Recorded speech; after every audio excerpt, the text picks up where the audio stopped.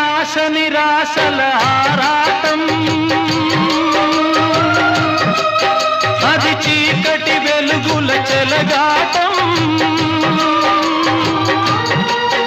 ఇది ఆశ నిరాశల ఆరాటం, అది చీకటి వెలుగుల చెలగాటం.